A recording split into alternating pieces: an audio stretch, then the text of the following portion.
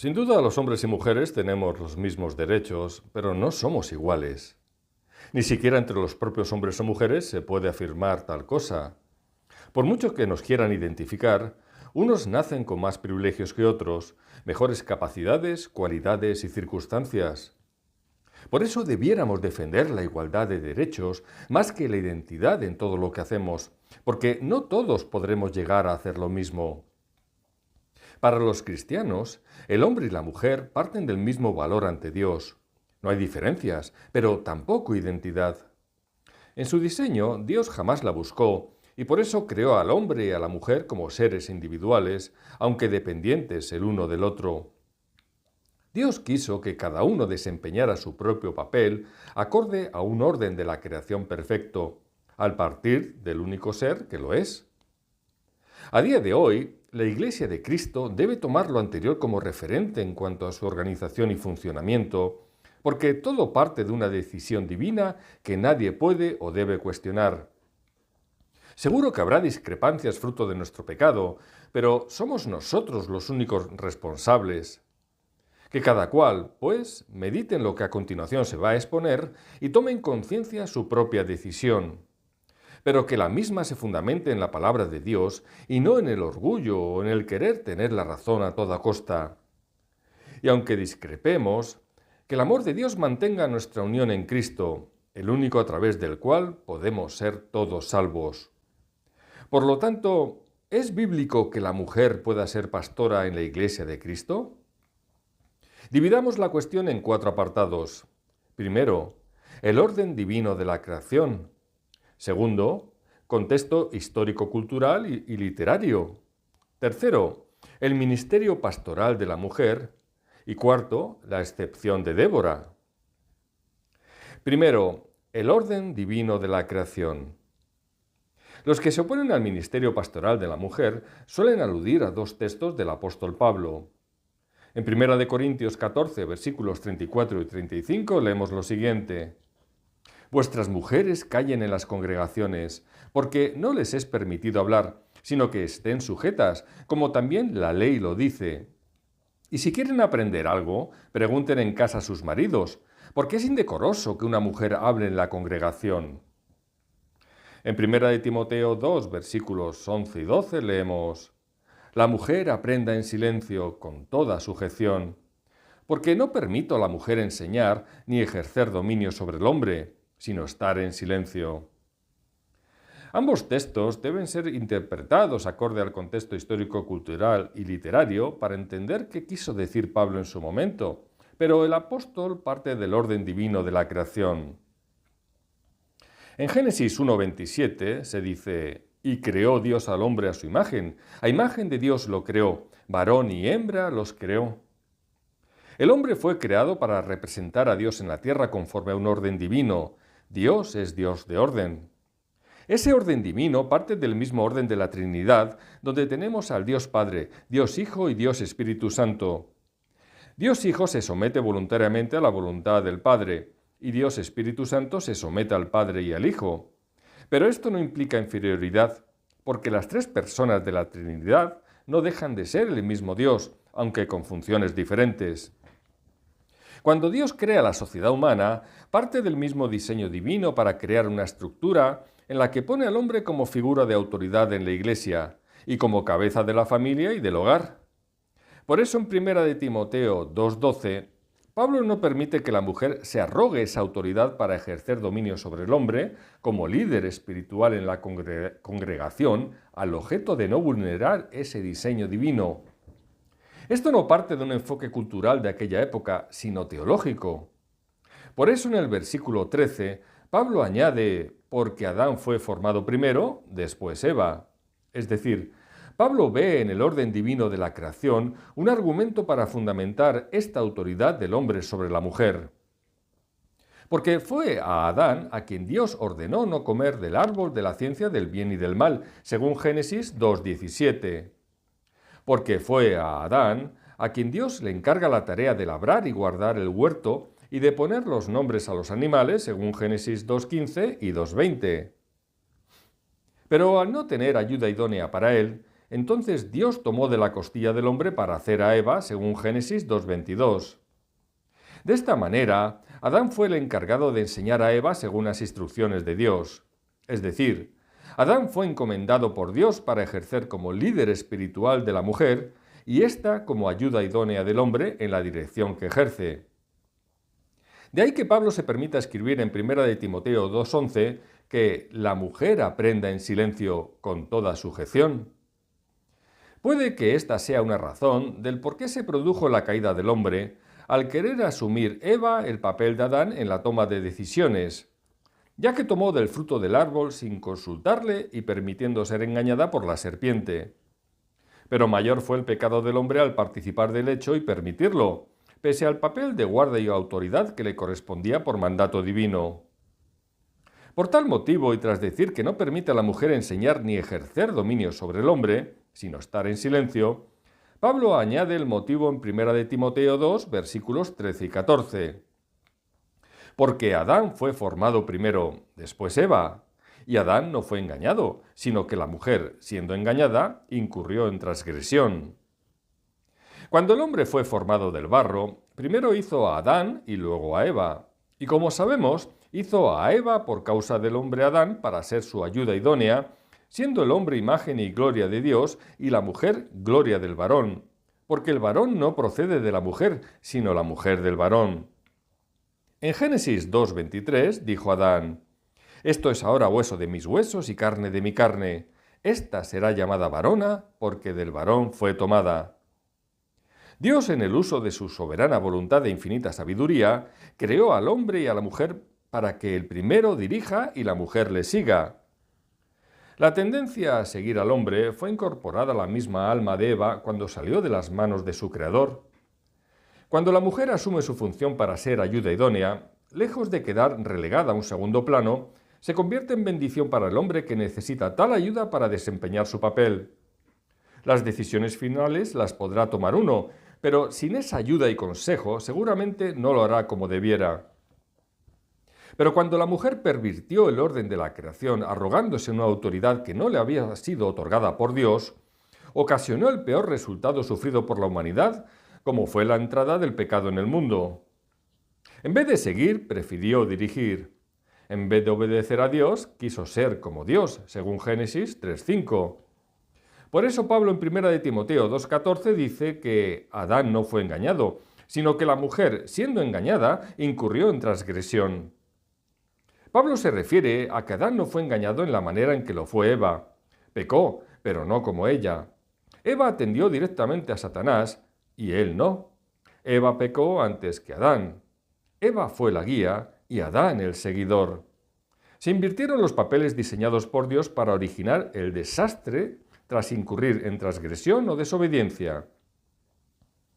De esta forma, Eva transformó la bendición de Dios como seguidora de un esposo sin pecado en una maldición por querer regir sobre él, por lo cual a día de hoy se encuentra dominada por un esposo con pecado.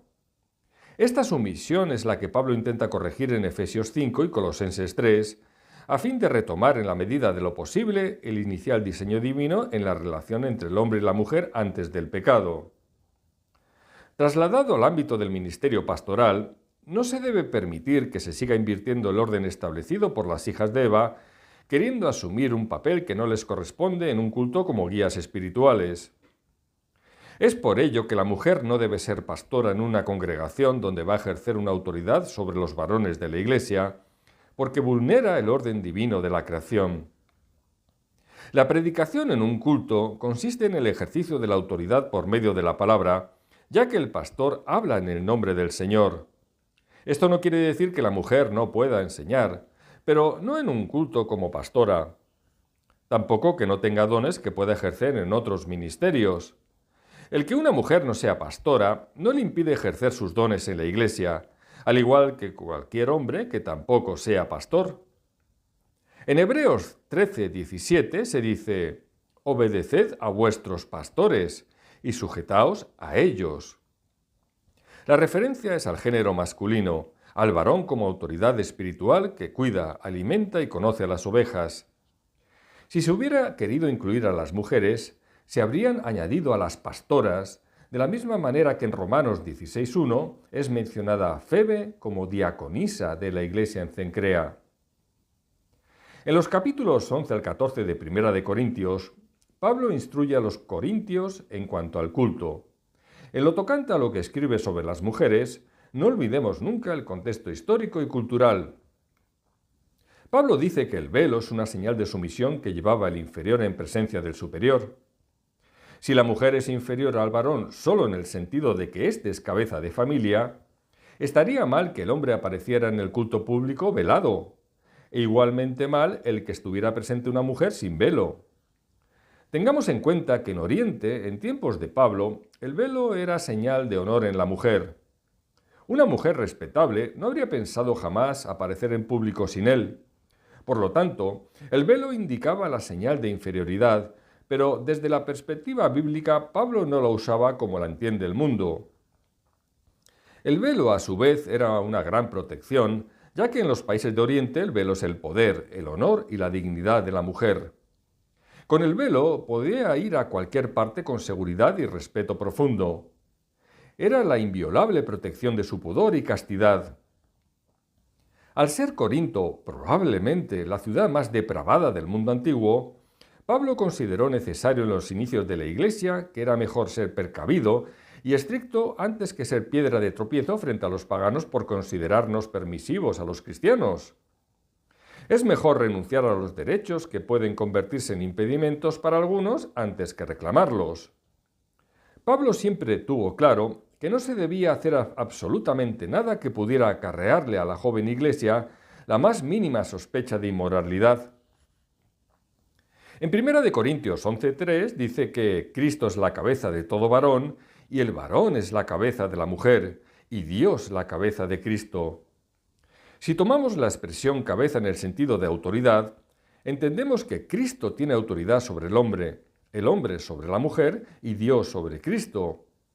Esto no implica que uno sea superior al otro, porque aunque Dios tiene autoridad sobre Cristo, como vemos en 1 Corintios 15, versículos 24 al 28, el Hijo no es inferior al Padre, aunque finalmente se sujetará a Él para que Dios sea todo en todos. Del mismo modo, la autoridad que el hombre tiene sobre la mujer no implica que la mujer sea inferior o que el hombre sea superior.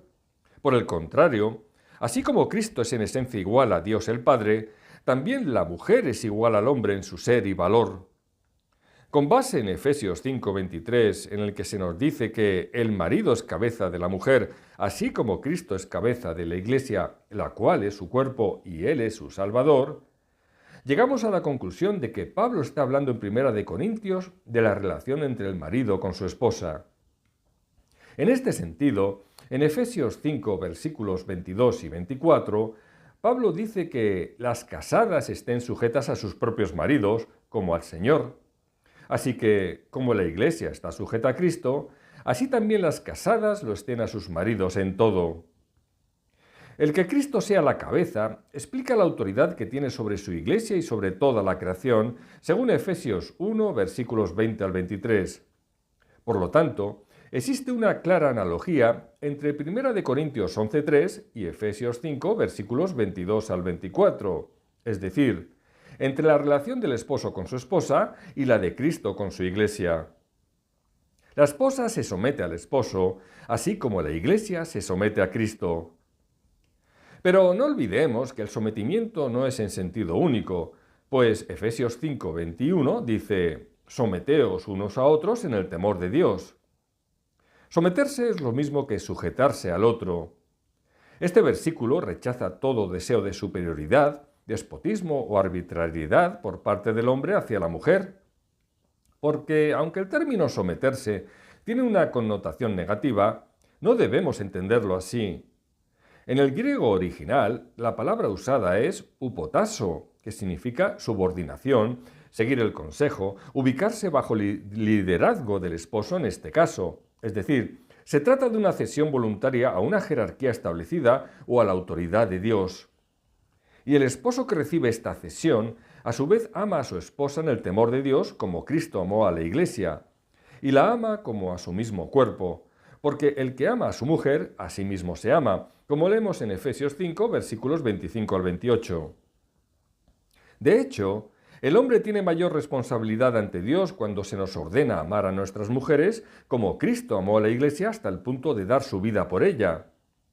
Por eso, para ejercer esta responsabilidad, se le otorga al hombre un liderazgo espiritual que la mujer no tiene. La jefatura de la cabeza que ostenta Cristo sobre su Iglesia implica que la Iglesia solo puede existir en él. De forma similar y atendiendo al relato de la creación de Eva según Génesis 2, versículos 21 al 23, el esposo reconoce que la esposa procede del hombre y depende de él. Por tanto, la autoridad como cabeza no solo significa autoridad, sino que incluye la referencia al origen de la mujer que afecta la relación entre el esposo y la esposa. En definitiva, por el paralelo que hay entre 1 de Corintios 11:3 y Efesios 5, versículos 22 al 24, podemos concluir que Pablo presenta la doctrina en su calidad de cabeza gobernante como un modelo. Así como Cristo es la cabeza de todo hombre y de la Iglesia, también el esposo es cabeza de su esposa.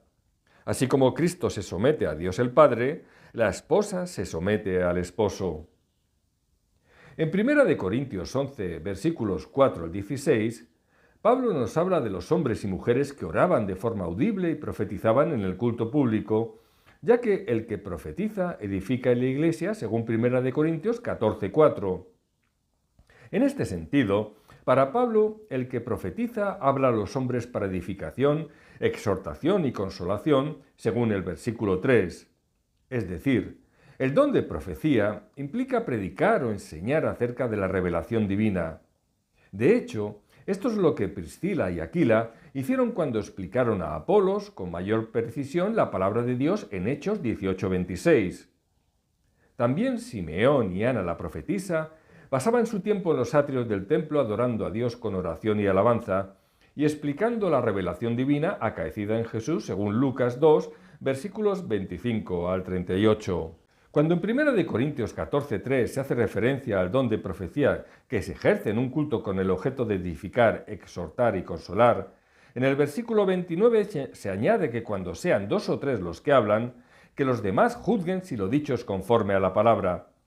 Porque todos pueden profetizar uno por uno, para que todos aprendan y todos sean exhortados según el versículo 31. Esto nos permite afirmar que el hombre y la mujer son iguales en la Iglesia ante Dios a la hora de orar y profetizar en un culto.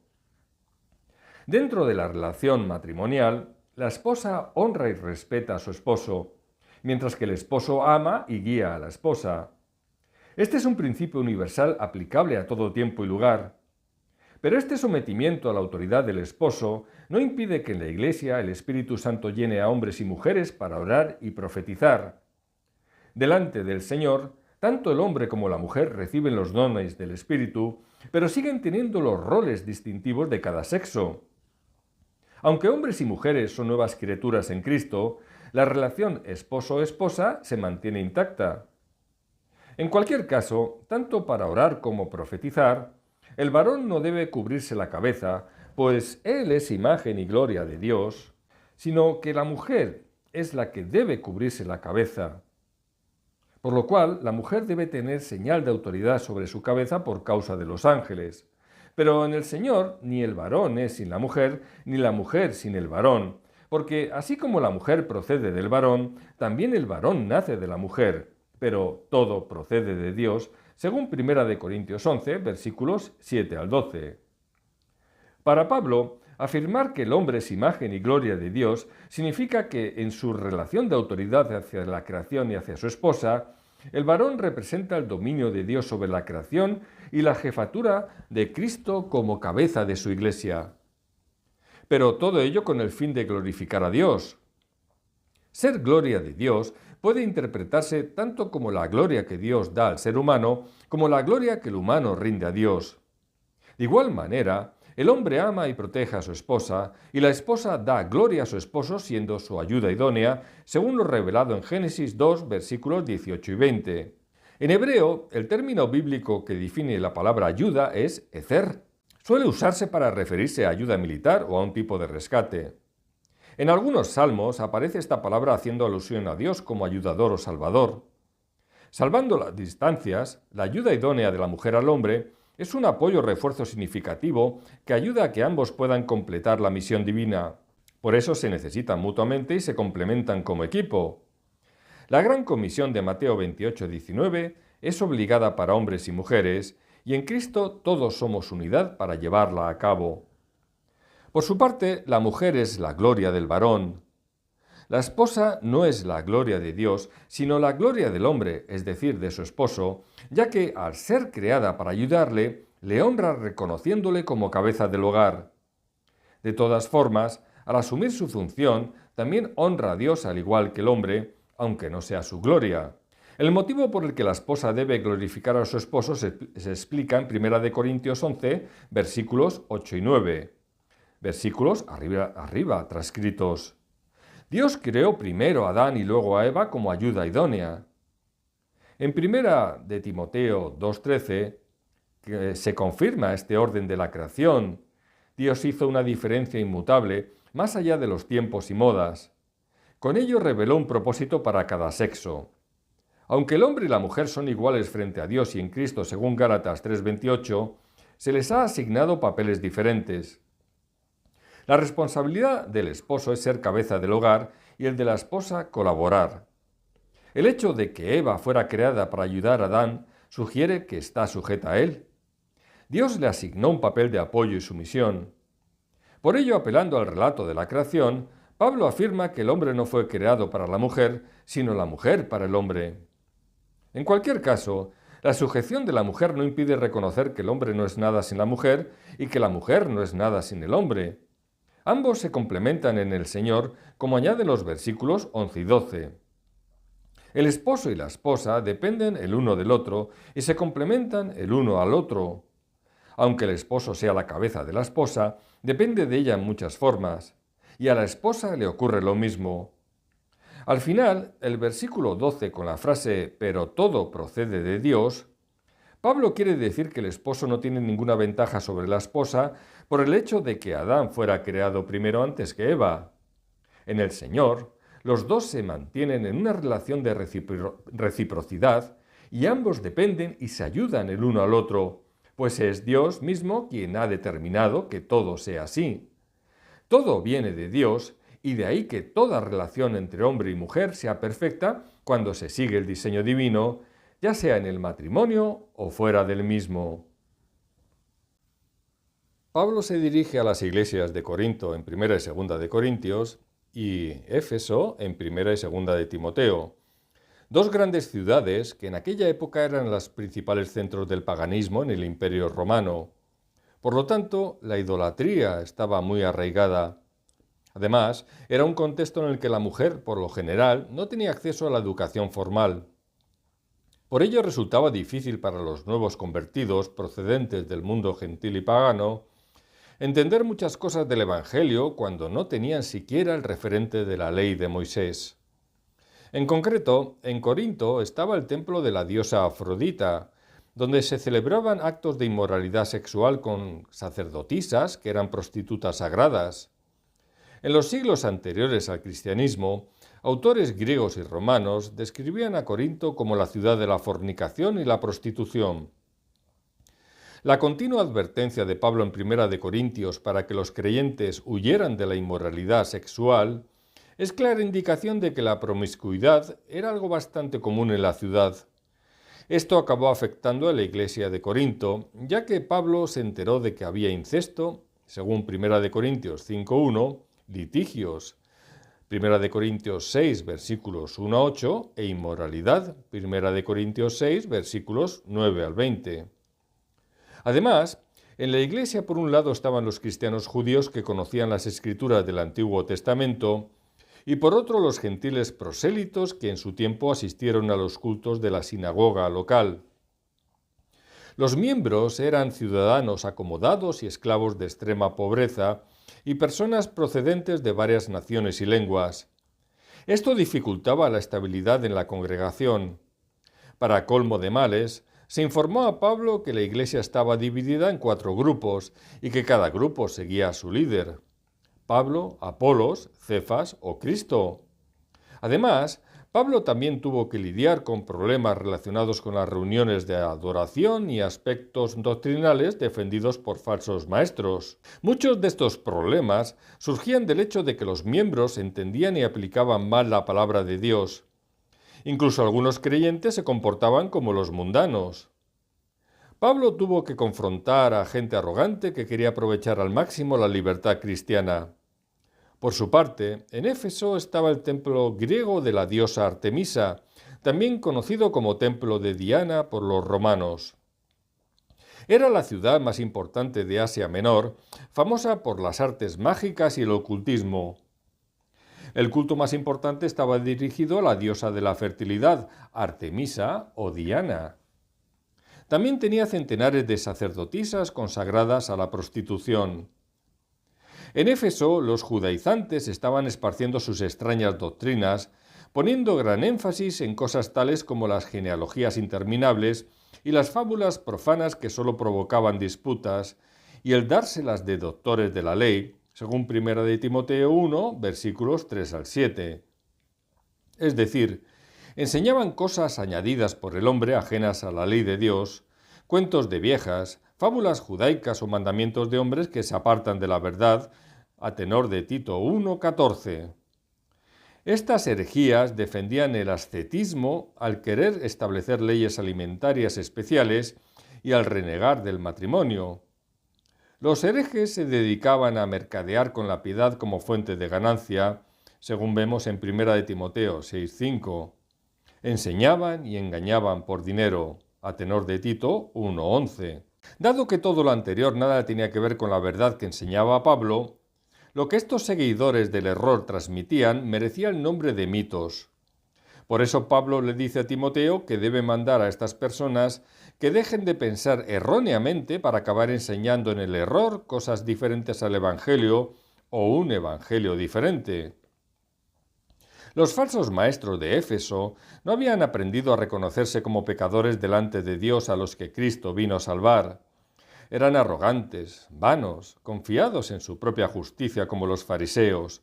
Les faltaba humildad, el sentimiento de culpa. Estimaban que eran buenas personas por naturaleza. Los herejes son orgullosos por naturaleza, aunque en realidad no saben nada, como vemos en 1 de Timoteo 6:4. Por otra parte, los falsos maestros enseñaban el llamado gnosticismo, una creencia según la cual la materia era mala y solo el espíritu es bueno. De hecho, estos herejes negaban la resurrección del cuerpo.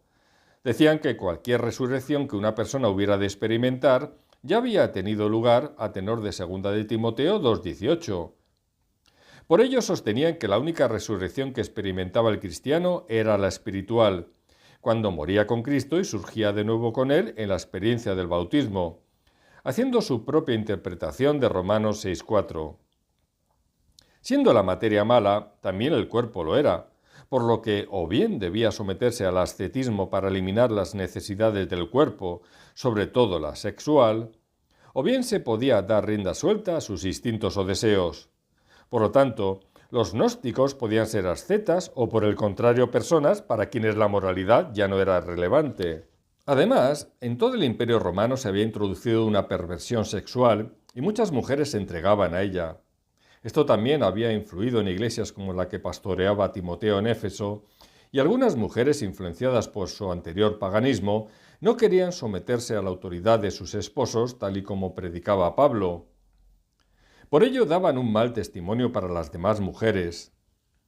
También algunas disponían de medios para vestirse de manera indecorosa, exhibiendo su sensualidad y lujo ante los demás. Por lo tanto, las mujeres que provenían de ese trasfondo pagano y habían aceptado el cristianismo, estaban influenciadas por tales creencias hasta el punto de mezclarlas con las enseñanzas del Evangelio. Incluso llegaron a creer que Eva había sido creada antes que Adán. Es por ello que Pablo en 1 de Timoteo 2, versículos 13 al 15, hace mención a que Adán fue formado primero, después Eva, y que ella fue la engañada, no Adán, pero que se salvará engendrando hijos si permanece en fe, amor y santificación con modestia. Es como si dijera que la diosa pagana no te va a salvar ni te va a bendecir engendrando hijos, sino Cristo permaneciendo en lo que Él te ha llamado a ser como esposa y madre. Toda la falsa ética y doctrina que se estaba introduciendo en la Iglesia provocó una grave situación y obligó a Pablo a establecer algunas reglas claras acerca de la conducta apropiada en el culto público. En 1 de Timoteo 2:8, Pablo exhorta a los hombres a orar en voz alta levantando manos santas, sin ira ni contienda. La Iglesia primitiva adoptó la actitud judía para la oración, que era de pie, con los brazos extendidos y las palmas hacia arriba. Extender manos santas quiere decir manos que no toquen las cosas prohibidas. Lo que no sirve ante Dios son las oraciones convertidas en puro formulismo. También se tenían que levantar sin ira ni contienda en su corazón, es decir, el perdón de Dios está unido al perdón del hombre hacia su prójimo. Por eso Jesús insistía tanto en que no podemos esperar recibir el perdón de Dios mientras estemos enemistados con nuestros semejantes. Por último, el que ora no debe tener dudas en la mente. La palabra contienda puede significar discusión o duda. Si la tomamos como duda, entonces para que la oración sea contestada, tiene que haber fe en que Dios contestará. La primera epístola a Timoteo fue escrita desde un contexto judío. En aquella época, los judíos consideraban a la mujer un ser inferior. Pero la ley judía no era una persona, sino una cosa sometida al padre o al marido. Se le prohibía a la mujer aprender la ley. Las mujeres no tomaban parte en el culto de la sinagoga y por tanto no leían las escrituras. Estaban encerradas aparte en una sección de la sinagoga donde no se las podía ver. El hombre iba a la sinagoga para aprender, pero como mucho una mujer solo para oír.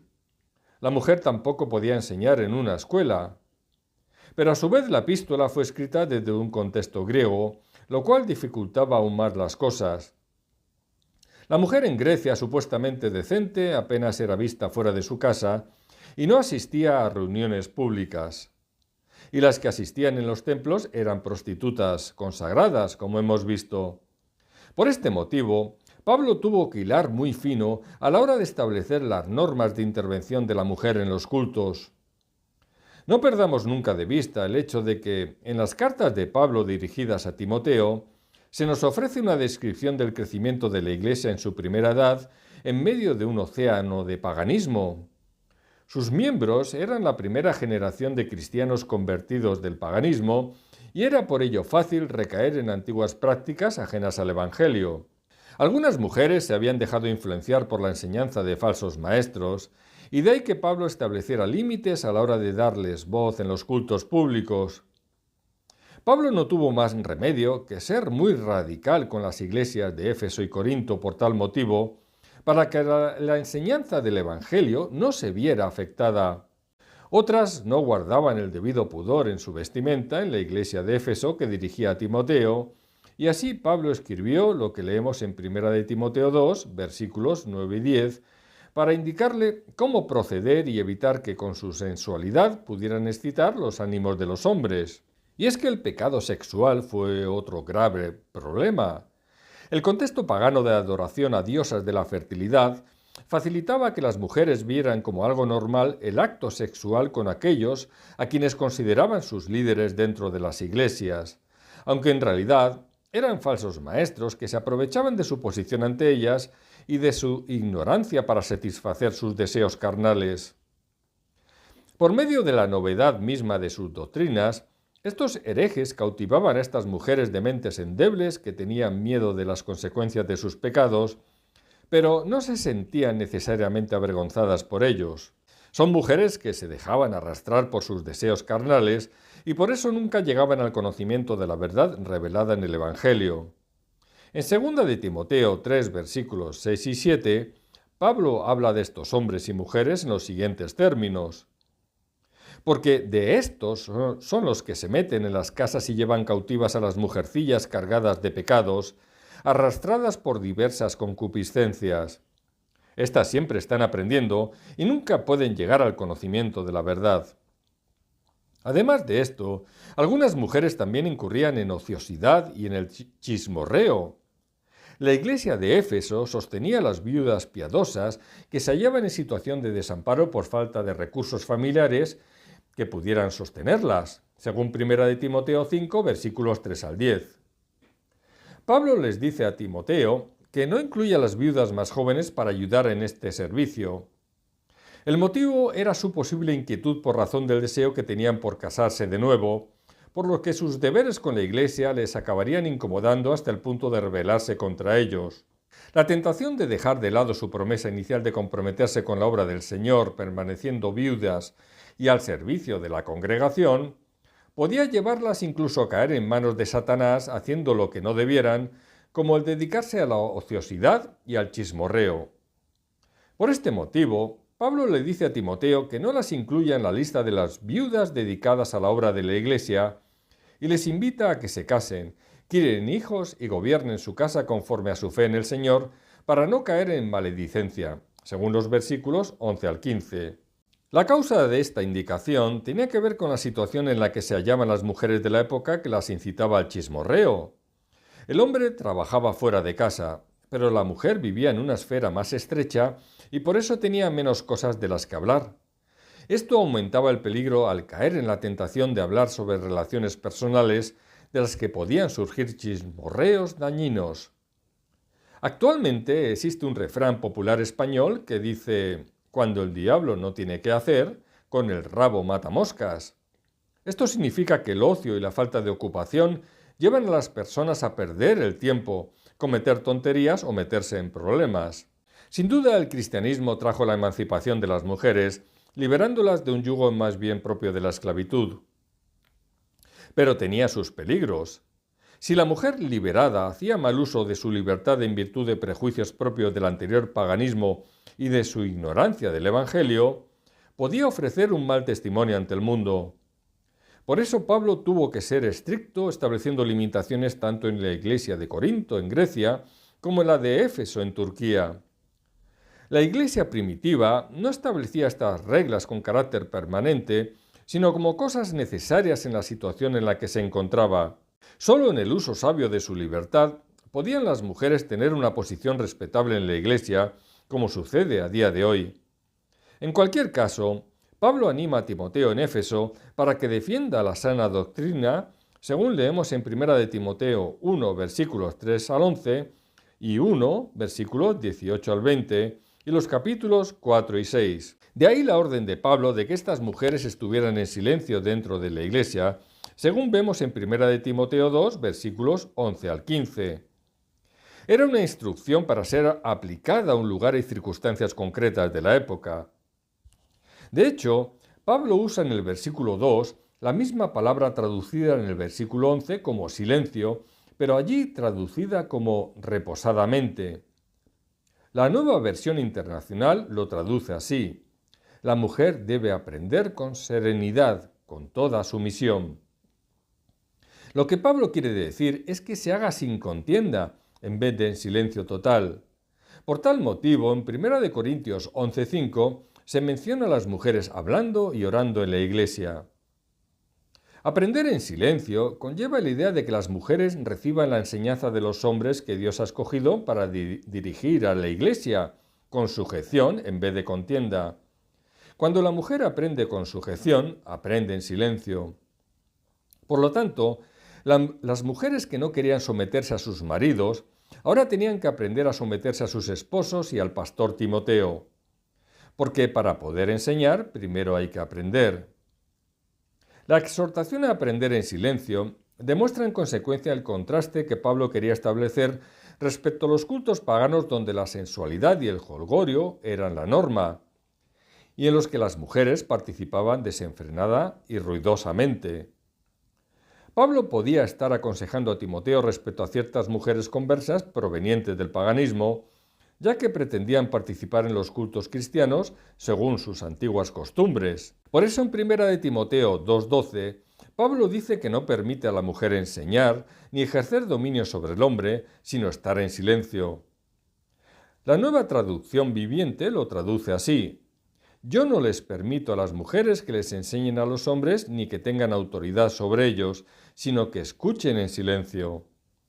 La Nueva Versión Internacional dice así: no permito que la mujer enseñe al hombre y ejerza autoridad sobre él. Debe mantenerse ecuánime.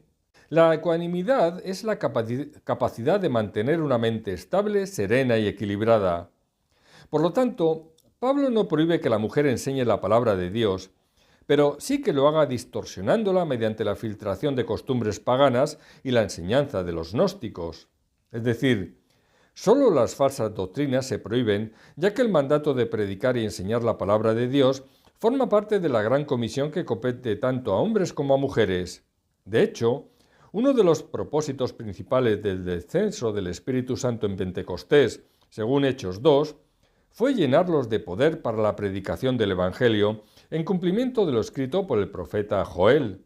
Este profeta menciona en su libro la capacidad de profetizar que tendrían los hijos e hijas, los siervos y siervas, como vemos en los versículos 17 y 18. Por lo tanto, son incluidos los hombres y las mujeres, pues en aquel aposento alto estaban todos ellos. Tenemos también el ejemplo de las 4 hijas de Felipe el Evangelista, las cuales profetizaban, según vemos en Hechos 21:9. La tarea de los profetas era enseñar en las congregaciones locales, instruían sobre la conducta cristiana y actuaban junto a los que habían recibido el don de enseñar las Escrituras.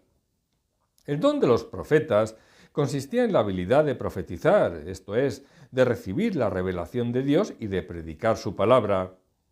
Pero a día de hoy, dado que la revelación de las Escrituras se ha completado, el don de profecía más bien se relaciona con lo que nos refiere Pablo en 1 Corintios 14:3, y es lo tocante a la edificación, exhortación y consolación. Lógicamente, esto está relacionado con la enseñanza o predicación de la palabra, porque cualquiera que profetiza, ministra a la Iglesia, proclama la revelación de Dios, interpreta el plan de salvación y aplica la verdad del Evangelio. La profecía busca aplicar la verdad de Dios a la vida humana a fin de producir entendimiento y crecimiento. El trabajo de profetizar se mezcla con el de enseñar, ya que tanto el profeta del primer siglo como el predicador y maestro modernos buscan edificar la comunidad cristiana. De esta manera, se entiende la prohibición de 1 Corintios 14:34, cuando Pablo escribe que las mujeres callen en las congregaciones porque no les es permitido hablar, sino que estén sujetas, como también la ley lo dice. Pablo no está emitiendo una prohibición absoluta en cuanto al hablar durante las reuniones, ya que esto entraría en colisión con lo que escribió anteriormente en el capítulo 11, versículo 5, en referencia a las mujeres que oran y profetizan en el culto de adoración. Además, también hay que suponer que, junto a los hombres, las mujeres también cantaban salmos e himnos en la iglesia, como se deduce del capítulo 14, versículo 26. Pablo parece referirse más bien al respeto que debe tener la esposa hacia su esposo, y por eso añade que deben estar sujetas como la ley lo dice, porque, aunque uno tenga dones espirituales, eso no le da derecho a rebelarse contra la autoridad divinamente establecida. Pablo tiene la certeza de que todo lo que escribe le viene dado por mandato del Señor y la inspiración del Espíritu.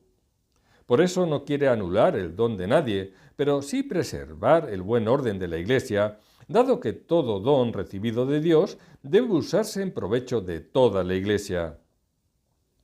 Esto se relaciona con lo que a continuación menciona Pablo en 1 Corintios 14:35, al añadir que si la mujer quiere aprender algo, que pregunte a su marido, porque es indecoroso que una mujer hable en la congregación.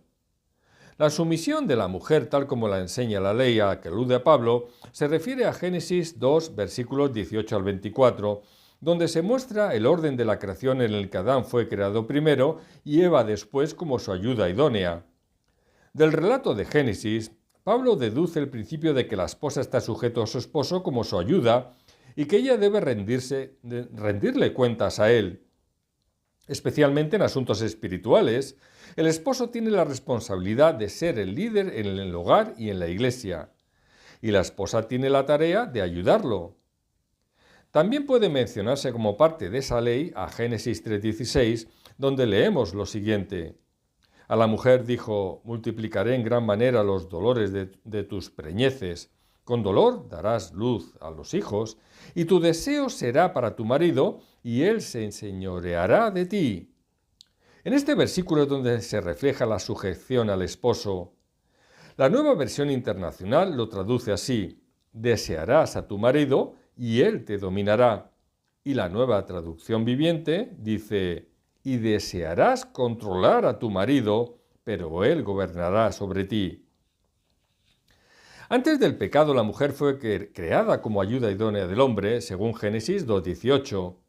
Pero el pecado influyó para que la llamada guerra de sexos entrara a formar parte de muchas relaciones en las que la mujer desea el control de su pareja, asumir la autoridad que por disposición divina corresponde al hombre. Por eso no se exige que las mujeres de Corinto se queden en silencio en relación a la oración, la profecía y el canto de salmos e himnos. Pero lo que Pablo no quiere es que hablen cuando se juzguen las profecías de sus esposos en relación con lo que dispone 1 Corintios 14:29. Es decir, se les pide que se atengan al orden de la creación tal como se registra en la ley, y por ello que honren a sus esposos, reservando sus preguntas a los mismos para la intimidad del hogar, a tenor del versículo 35. Pero si la soltera o la viuda no tienen esposo al que preguntar, pueden consultar a los que tomen la palabra o a otros miembros de la familia. Pablo no le niega a la mujer la oportunidad de aprender verdades espirituales. De hecho, el mismo Jesús enseñó a María, la hermana de Lázaro, mientras la tenía a sus pies, según vemos en Lucas 10, versículos 38 al 42. Tampoco olvidemos que otras mujeres como Priscila fueron enseñadas y con ello capacitadas para a su vez enseñar a otros como Apolos, según vemos en Hechos 18:26. Pero ahora Pablo dice a las mujeres de Corinto que permitan a sus esposos ser los líderes espirituales que las instruyan en casa y que olviden sus costumbres paganas que las invitaban a arrogarse de la autoridad del varón. En la parte final de 1 Corintios 14:35, Pablo explica la razón de lo anterior. Porque es indecoroso que una mujer hable en la congregación. ¿Pero por qué razón? Pues porque debe diferenciarse el entorno de la iglesia del hogar. En la intimidad del hogar, la esposa puede aprender de su esposo, pero en el servicio de adoración, la esposa que cuestiona a su esposo respecto a verdades espirituales corre el riesgo de deshonrarle en público ante la congregación. Es evidente que a ningún pastor le gustaría que su esposa lo criticara en público en un culto de adoración, por cualquier discrepancia en lo que enseña. Por lo tanto, lo que Pablo busca es que las esposas respeten y honren a sus esposos en armonía con la Escritura y evitar así la vergüenza que pudiera darse si una mujer no respeta al hombre que profetiza. Aparte de lo anterior, sabemos que en tiempos de Pablo se prohibía a la mujer hablar en público en las sinagogas. Cuando el apóstol Pablo fue elegido instrumento de Dios para extender el Evangelio a otras naciones y culturas, generalmente solía comenzar predicando en la sinagoga que hubiera en el lugar, porque ya había una base fundada en las Escrituras y del conocimiento de Dios. Pablo podía desarrollar el Evangelio de Cristo partiendo de aquellas profecías del Antiguo Testamento que ya hablaban del Mesías. Según la estructura interna de una sinagoga, las mujeres y los hombres se sentaban por separado, y las primeras junto con los niños menores de 12 años en la parte más alejada del púlpito. Las primeras congregaciones siguieron la misma estructura conocida. Lógicamente, tampoco había equipos de megafonía que permitieran escuchar la voz del que predicaba. Por eso Pablo dice que, si las mujeres tienen algo que preguntar, que lo hagan a sus maridos en casa. Así se evitaba el caos que supondría que desde diferentes posiciones en la iglesia estuvieran preguntando las mujeres a sus maridos en voz alta. En definitiva, en 1 Corintios 14, versículos 33 al 35, Pablo no impone un decreto absoluto, sino que solo entrega directrices que promueven un culto ordenado en la iglesia. Esto no quiere decir que a la mujer se le prohíba usar su tiempo y talentos conforme al Espíritu disponga, pero debe ocuparlos honrando a quienes recibieron de Cristo la autoridad para gobernar la iglesia, conforme a lo que leemos en 1 Timoteo 5:17. Por ello es incorrecto afirmar que la enseñanza de la palabra de Dios solo corresponde a los hombres. Pero los límites eran claros para Pablo. Por eso en la epístola a Tito le pide que, por medio de ancianos verdaderamente consagrados, fuese silenciada la voz de las personas que por medio de sus falsas doctrinas y prácticas estaban contaminando las iglesias, a fin de que pudiera florecer la vida congregacional. Por cierto, la mención que se hace en Tito 2:3 a las ancianas no tiene que ver con el liderazgo espiritual en la iglesia, sino que se refiere a las mujeres de edad avanzada, a las cuales, como maestras del bien, se les encomienda que enseñen a las mujeres jóvenes a amar a sus maridos y a sus hijos, a ser prudentes, castas, cuidadosas de su casa, buenas, sujetas a sus maridos, para que la palabra de Dios no sea blasfemada, según los versículos 4 y 5. Esto demuestra la posibilidad de que la mujer pudiera enseñar a otras mujeres dentro de la congregación. En este caso, nadie está mejor preparado para enseñar a las mujeres jóvenes que una mujer anciana con experiencia. La mención a la sujeción a sus maridos se muestra necesaria para que estas mujeres cristianas no comiencen a pensar que la igualdad en posición espiritual ante Dios como creyentes, que emana de Gálatas 3:28, las autoriza para olvidar la ordenanza divina de creación respecto de su relación con el marido, según Génesis 3:16. Esto es algo que demuestran otros muchos textos, como 1 de Timoteo 2, versículos 11 al 15, Romanos 7:2, 1 de Corintios 7:4 y capítulo 14, versículos 34 al 35, Efesios capítulo 5, versículos 22 al 24 y versículo 33, Colosenses 3:18 y 1 de Pedro 3, versículos 1 al 6. Por lo tanto, no cabe discutir la autoridad del hombre en el hogar y fuera del mismo en el ámbito eclesial. De lo contrario, la palabra de Dios podría ser blasfemada, como añade Pablo. Esto quiere decir que una mala conducta de parte de las mujeres jóvenes fácilmente produciría observaciones calumniosas con respecto al Evangelio.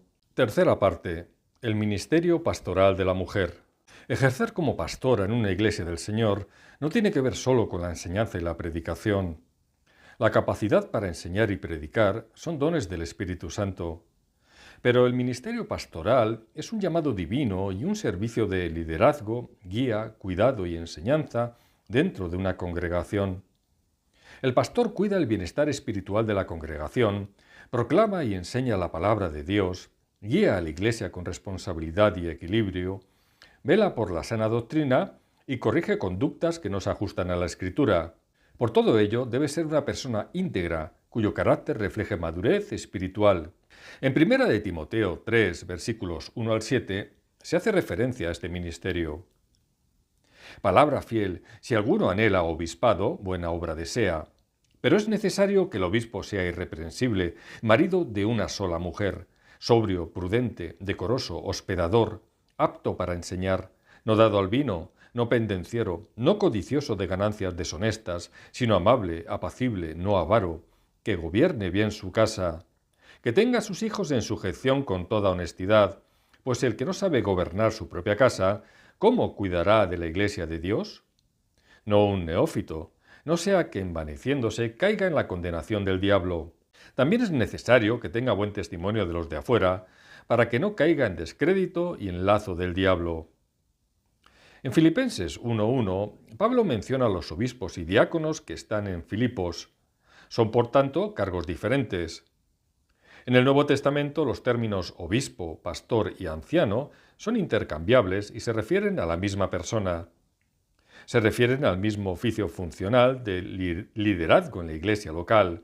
En concreto, el obispo y el anciano son hombres que gobiernan y enseñan. Esto se demuestra en 1 de Timoteo 3, versículos 2 y 4 para los obispos y en 1 de Timoteo 5:17 para los ancianos. En el antiguo Israel, en la sinagoga y también en la iglesia primitiva, los investidos con este oficio eran los hombres de mayor edad.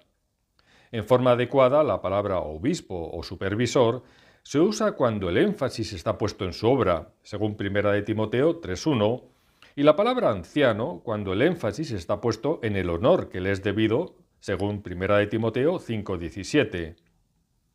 Cuando en este último pasaje se menciona que los ancianos que gobiernan bien sean tenidos por dignos de doble honor, mayormente los que trabajan en predicar y enseñar, muestra que ya en el tiempo de Pablo comenzaba a hacerse una distinción entre los que hoy llamamos ministros o pastores y los que aún llamamos ancianos. Es verdad que todos gobiernan y en cierto grado todos enseñan, pero algunos, además de gobernar, trabajan en la predicación de la palabra ante la congregación y en la enseñanza. En Hechos 20:17, Pablo se dirige a los ancianos de la iglesia de Éfeso y en el versículo 28 les exhorta para que miren por todo el rebaño en que el Espíritu Santo les ha puesto por obispos, para apacentar o pastorear la iglesia del Señor. En 1 de Pedro 5, versículos 1 y 2, el apóstol da instrucciones a los ancianos de la iglesia, dado que deben pastorear y cuidar del rebaño. Finalmente, en Tito 1, versículos 5 al 9, se describen las cualificaciones que un anciano debe requerir para ocupar el cargo. En el versículo 5 se les presenta como ancianos, pero el versículo 7 se refiere a la misma persona como obispo, ambos líderes espirituales de la congregación para cuidar del rebaño. La demostración de que para Pablo las palabras ancianos y obispo indican la misma persona también se deduce del hecho que esencialmente los mismos requisitos dados para un anciano aquí, en Tito 1, versículos 5 y 6, aparecen en la lista con referencia al obispo en 1 de Timoteo 3, versículos 2 y 4. Ante todo, debían ser hombres, ya que en el supuesto de estar casado solo se menciona al que sea marido de una sola mujer, en el versículo 6, y no a la mujer de un solo marido. De ahí que se insista en la misma idea en 1 de Timoteo 3, 2, donde leemos que el pastor debe ser marido de una sola mujer, y no menciona a una posible mujer que en su caso deba ser esposa de un solo hombre. Además, la mención a que debe ser alguien que gobierne bien su casa alude a su función como cabeza del hogar, algo que solo corresponde a los hombres a tenor de Efesios 5:23, por lo que, al igual que la Iglesia está sujeta a Cristo, así también las casadas lo estén a sus maridos en todo, añade Pablo en el versículo 24. Aquí se ve claramente el papel del liderazgo del hombre en el hogar y en la Iglesia como prolongación del mismo, dado que se supone que quien gobierna bien su casa, gobernará bien la Iglesia. No se podría entender que el esposo asumiera un rol de autoridad en el hogar para cedérselo a su esposa en el culto. Pablo afirma categóricamente que las casadas lo estén a sus maridos en todo. La sujeción y la autoridad no son trajes de quita y pon. Igualmente, 1 de Timoteo 3, versículos 8 al 13, aclara la cuestión. En ellos, Pablo establece la separación para empezar a hablar de los diáconos que ejercen un ministerio diferente del que llevan a cabo los obispos o pastores. Los diáconos, asimismo, deben ser honestos, sin doblez, no dados a mucho vino, no codiciosos de ganancias deshonestas, que guarden el misterio de la fe con limpia conciencia, y estos también sean sometidos a prueba primero, y entonces ejerzan el diaconado si son irreprensibles. Las mujeres, asimismo, sean honestas, no calumniadoras, sino sobrias, fieles en todo. Los diáconos sean maridos de una sola mujer y que gobiernen bien sus hijos y sus casas. Porque los que ejerzan bien el diaconado ganan para sí un grado honroso y mucha confianza en la fe que es en Cristo Jesús. Es decir, cuando Pablo habla de los obispos o pastores, hace referencia solo a los hombres, pero cuando habla de los diáconos, incluye también a las mujeres, al menos como ayudantes de los hombres, o que realizan un servicio de beneficencia semejante. Es decir, la sección respecto de los diáconos se ve interrumpida por un pasaje que presenta los requisitos en el caso de las mujeres. La sintaxis nos muestra que estas mujeres no son las esposas de los diáconos, ni todas las mujeres adultas de la Iglesia, al decir, el obispo debe ser, los diáconos asimismo deben ser, asimismo las mujeres deben ser. El mismo verbo une a los obispos, diáconos y a las mujeres, por lo que éstas son admitidas dentro del grupo de los diáconos o como ayuda de los hombres para prestar un servicio especial en la Iglesia. Si en la Iglesia primitiva había diaconisas, como vemos en Romanos 16:1, donde se menciona a Febe, tenían el deber, posiblemente entre muchos otros, de instruir a las mujeres que se convertían y en particular presidir y ayudarlas en su bautismo, que era por inmersión. Este antecedente histórico confirma el hecho de que a día de hoy la mujer puede ejercer otras funciones dentro de la Iglesia sin que tenga que hacerlo necesariamente como pastora. Existen ministerios que se pueden llevar a cabo más allá de la predicación en un culto, como el de la enseñanza o liderando reuniones de mujeres. Por ejemplo, en Hechos 18, versículos 24 al 26, leemos que Priscila y Aquila instruyeron a Apolos en las Escrituras, una labor de enseñanza permitida a las mujeres, pero que no justifica el liderazgo dentro de la Iglesia. Además, vemos que esta labor tuvo lugar en Éfeso, donde radicaba la iglesia en la que Pablo había prohibido a la mujer enseñar según 1 de Timoteo 2:12. Por lo que esto refuerza el argumento de que las cartas a Timoteo contenían mandatos específicos para solucionar una concreta situación. Nadie pone objeción a que la mujer enseñe el Evangelio. Toda labor misionera hecha por mujeres se fundamenta en la enseñanza de la palabra. ¿Acaso no fue una mujer samaritana la primera misionera que habló de Jesús a los hombres de su tierra, como vemos en Juan 4, versículos 28 y 29? También Pablo menciona a Evodia y Síntique en Filipenses 4, a pesar de sus desavenencias, como mujeres que trabajaban en el Evangelio. Igualmente Pablo consideraba a Loida y Eunice dignas del más alto honor, como vemos en 2 de Timoteo 1:5. Por otra parte, sin duda hay mujeres que predican muy bien e incluso mejor que muchos hombres, y han sido instrumentos para la conversión de incrédulos. Pero esto solo demuestra que Dios puede usar cualquier cosa creada para sus propósitos de salvación conforme a su soberanía y misericordia, no que apruebe la vulneración de su voluntad en el orden establecido. Por eso también los hermanos que se casan en yugo desigual pueden ser usados para la salvación de inconversos, aunque Dios desapruebe esta clase de uniones. Rechacemos igualmente Gálatas 3:28, donde se dice que en Cristo ya no hay varón ni mujer, porque todos somos uno en Cristo Jesús, para apoyar el ministerio de la mujer como pastora. Este versículo no defiende la ideología de género. El versículo se incluye en un capítulo en el que se está hablando de salvación. El hombre creyente no tiene más privilegios espirituales que la mujer creyente en orden a la salvación por gracia mediante fe en Cristo. Todos somos hijos de Dios por igual y herederos de la misma promesa por fe, lo cual no quita que en esta vida ejerzamos diferentes funciones dentro de la Iglesia del Señor. La plena igualdad espiritual del hombre y la mujer los hace igualmente partícipes en todas las bendiciones derivadas de la salvación. Pero esto no implica ningún cambio básico en su naturaleza como mujer o en la tarea correspondiente que como mujer ha sido llamada a realizar. Muchas veces se confunde igualdad con identidad. Esto es propio del mundo y no debemos aceptarlo dentro de la Iglesia. Porque en el mismo versículo se añade que ya no hay esclavo ni libre en Cristo Jesús. Si el argumento de que ya no hay hombre ni mujer permitiera afirmar que la mujer también puede ser pastora como el hombre, lo mismo tendríamos que decir respecto a las relaciones entre amos y esclavos en la época de Pablo. Sin embargo, en la epístola a Filemón vemos que esto no es así, ya que Pablo sigue considerando a Onésimo como esclavo de Filemón, pese a que ya se ha convertido a Cristo. Solo le pide que, a pesar de seguir siendo su esclavo, le trate con el amor que merece todo hermano en la fe. En este sentido, también en 1 de Timoteo 6, versículos 1 y 2, leemos que todos los que están bajo el yugo de esclavitud tengan a sus amos por dignos de todo honor, para que no sea blasfemado el nombre de Dios y la doctrina. Y los que tienen amos creyentes no los tengan en menos por ser hermanos, sino sírvanles mejor por cuanto son creyentes y amados los que se benefician de su buen servicio. Esto enseña y exhorta. En Efesios 6, versículos 5 al 9, Colosenses 3, 22 al 4:1 y en Tito 2:9, Pablo también trata las relaciones entre amos y esclavos en las que ambos pueden ser creyentes.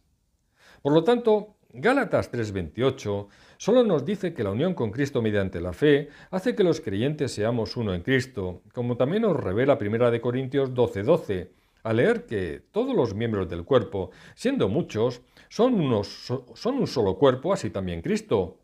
Pablo no quiere decir que se hayan eliminado las diferencias en cuanto a dones, capacidades, servicios, ministerios, etc., porque entonces no podría decirle a la mujer que debe someterse a su esposo, por ejemplo. Las únicas diferencias que se han borrado son las que afectan al modo de salvación, no a los demás aspectos personales, tanto naturales como espirituales. Otro ejemplo lo vemos en 1 de Pedro 3:7, donde se nos exhorta a los maridos a tratar a la mujer como vaso más frágil, que es la diferencia, y como a coherederas de la gracia, lo que implicaría la igualdad. En consecuencia, ni el judío deja de ser judío al hacerse cristiano, ni la mujer deja de ser mujer, ni el esclavo se convierte en amo al creer en el Señor. Cuarta parte, la excepción de Débora. Débora era jueza y profetisa, elegida por Dios como un medio para dar a conocer al pueblo sus oráculos divinos. Debemos ante todo tener en cuenta el contexto del libro de Jueces en el que se nos narra su historia. En aquella época, la tierra prometida no había sido completamente conquistada. Los cananeos habitaban entre el pueblo de Dios y al no haber rey en Israel, cada uno hacía lo que bien le parecía. Por lo tanto, la anarquía y falta de liderazgo era la norma. De hecho, no había hombres que lo asumieran. Cuando en el capítulo 4 Dios somete a su pueblo durante 20 años bajo el yugo de Jabín, rey de Canaán, que tenía a Sísara como capitán de su ejército, el pueblo clama a Jehová. En ese tiempo gobernaba a Israel como jueza la profetisa Débora. Esta es la excepción que confirma la regla, ya que Dios puede escoger y usar a una mujer para asumir de manera puntual un liderazgo que los hombres no ejercen. Porque, tomando como referencia lo que leemos en Lucas 19:40, de una manera u otra, la voluntad de Dios se hará efectiva por medio de su palabra, y si el hombre calla, hasta las piedras clamarían. Entonces, ella llama a Barak para que obedezca lo que Jehová le ha mandado, junte un ejército y vaya a luchar contra Jabín y su capitán Sísara. Según Débora, Jehová le ha prometido que los entregará en sus manos. Pero Barak le contesta a Débora que solo irá si ella la acompaña. Débora asiente, pero le contesta que, debido a su falta de diligencia, la gloria de la victoria no será de Barak, sino de otra mujer. Tal y como prometió Jehová, Barak logra la victoria, pero Sísara huye hasta llegar a la tienda de Jael, mujer de Beer-ceneo. A continuación, Jael mata a Sísara con una estaca. Es decir, lo que se demuestra es que no había un solo hombre que por fe en Jehová pudiera liderar a su pueblo a la victoria. Barak carecía del carácter pese a tener el apoyo de Jehová, por lo que Dios tuvo que echar mano de alguien que le diera a Barak el impulso necesario a fin de obedecer lo que se le mandaba para pelear y obtener la victoria. Por otra parte, el poner como jueza a una mujer fue una respuesta de Jehová para humillar a los hombres de la época ante su incapacidad para asumir el liderazgo que les correspondía. En Jueces 5:7, Débora hace un cántico en el que se presenta como la madre que Israel necesitaba en aquel momento. Ese era su papel, una madre que ejerce influencia y es canal de transmisión del alimento espiritual y coraje que Barak necesitaba y que el pueblo reclamaba para vencer al enemigo. Ella no pretende imponer su autoridad a Barak, sino que lo ayuda a que sea él quien la imponga, aunque de manera imperfecta. En este sentido, aunque Débora no era la esposa de Barak, podemos decir que actuó como una esposa que voluntariamente se somete a su esposo para ser la ayuda idónea que necesitaba a fin de ejercer su liderazgo. Porque, en definitiva, si en vez de ayudar al hombre en este sentido, la mujer asume el liderazgo en su lugar, lo que está haciendo es anular su autoridad en cualquier ámbito. Sin embargo, y pese a la debilidad de Barak, Débora no dejó de animarle en todo momento para hacer lo que Jehová le mandaba. Por eso fue la ayuda idónea que toda mujer ofrece al hombre para superar su debilidad a la hora de liderar y obedecer el mandato de Jehová. Trasladado al contexto de la Iglesia de Cristo, la mujer que se arroga la autoridad para ser pastora, en virtud del pecado, puede que no quiera desprenderse de ella en el ámbito del hogar, como si fuera un vestido de usar y quitar. Es algo que sucede en la vida real, y el problema es que un hombre que ha sido despojado de su autoridad como cabeza de familia es un hombre al que se deja de respetar por su esposa. Sin duda, como leemos en Génesis 3:16, la mujer tendrá el deseo de arrebatarle al hombre su autoridad para ejercerla como propia. En definitiva, el caso de Débora como jueza y profetisa es una excepción que lo único que hace es confirmar la regla de que Dios ha otorgado el liderazgo espiritual al hombre. La Biblia así lo refleja de principio a fin. No vemos mujeres apóstoles o pastoras. Dios escoge a hombres como profetas en el Antiguo Testamento. Dios escoge a hombres de la tribu de Leví para ejercer el sacerdocio y el servicio en el tabernáculo y templo. El pueblo de Dios le pide rey y no reina. Jesús escoge como discípulos a hombres. Dios se revela como padre y no madre. Dios envía a su hijo y no a su hija. Los ángeles son figuras masculinas con nombres de varón. Dios puede usar de manera puntual o excepcional a un falso profeta como Balaam o incluso a una mula para comunicarse, pero esto solo demuestra que Dios es soberano para actuar como le plazca. Por lo tanto, no enseñemos o admitamos doctrinas que no den buen fruto. El pastor debe enseñar lo que promueva el cuidado del rebaño, o sea, de la familia y de la casa de Dios. Enseñar, defender y asumir en la práctica lo que la Biblia no aprueba solo impide un correcto ejercicio de la fiel mayordomía encomendada por el Señor al líder espiritual de cada iglesia. Y todo lo que no origina otra cosa sino disputas y división debe ser rechazado. Como escribe el teólogo Calvino en su comentario, juzga la doctrina por el fruto, porque todo lo que no edifica debe ser rechazado, aunque no tenga otro defecto. Y todo lo que no sirve, sino para suscitar pleitos, debe ser doblemente condenado. Que la mujer enseñe, predique y evangelice según los dones otorgados, pero que no se arrogue un liderazgo espiritual como pastora en sustitución del hombre en ninguna iglesia de Cristo para llevarlos a cabo. El feminismo defendido por el mundo debe ser rechazado. Hay dones y ministerios por desarrollar que no tienen que plasmarse necesariamente siendo pastor de una iglesia. Cristo es la cabeza de su iglesia, la compró con su sangre y solo a Él le compete dictar las normas que la gobiernan. Respetemos, pues, su voluntad sin imponer la nuestra. Conclusiones. Primera, la mujer no puede ministrar o predicar ejerciendo su autoridad como pastora en la Iglesia de Cristo. Segunda, sin embargo, sí puede enseñar o predicar la palabra ejerciendo los dones conferidos de manera puntual o en ciertos ámbitos de la Iglesia de Cristo. Amén.